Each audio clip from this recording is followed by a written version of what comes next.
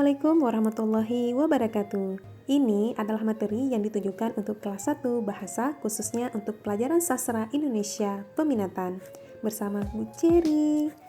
KD yang akan kita pelajari kali ini adalah KD 3.1. Oke, tujuan pembelajaran kita adalah pertama, mampu menjelaskan pengertian dan jenis-jenis tabel dan grafik. Kedua, mampu menguraikan manfaat dan langkah-langkah membaca tabel dan grafik. Dan yang ketiga, mampu merinci pokok-pokok informasi tabel atau grafik dengan membaca intensif. Menafsirkan adalah menangkap maksud arti atau makna. Menafsirkan tabel atau grafik artinya menangkap maksud informasi atau makna yang terdapat dalam tabel dan grafik. Oke, kita lanjut. Di sini ada 4 materi yang kita pelajari pada kesempatan kali ini ya. Yang pertama, apa itu tabel dan grafik? Yang kedua, bagaimana unsur-unsur tabel dan grafik? Dan yang ketiga, apa sajakah jenis-jenis tabel dan grafik? Dan yang keempat, bagaimana membaca informasi dari tabel dan grafik? Apa itu tabel dan grafik? Mari kita pelajari lebih lanjut. Perhatikan dan disimak ya.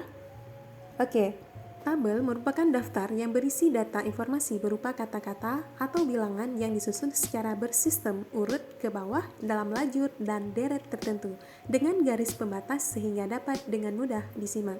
Sedangkan grafik adalah penyajian tentang informasi suatu keadaan yang divisualisasikan melalui gambar atau garis pasang dan surut. Next, unsur-unsur tabel dan grafik. Coba cermati tabel berikut. Coba kita perhatikan, unsur pertama pada tabel adalah judul tabel. Judul tabel biasanya terletak di bagian atas, memuat informasi umum tentang isi tabel. Yang kedua adalah kolom tabel. Kolom tabel adalah bagian yang dapat dicermati secara vertikal. Pada tabel di samping terdapat 5 kolom, yaitu kolom pertama nomor, kolom kedua program, kolom ketiga SD, dan kolom keempat SMP, dan kolom kelima adalah jumlah. Yang ketiga adalah lajur atau baris tabel. Lajur atau baris dalam tabel dapat dicermati secara horizontal. Lajur atau baris dalam tabel di samping berjumlah 7.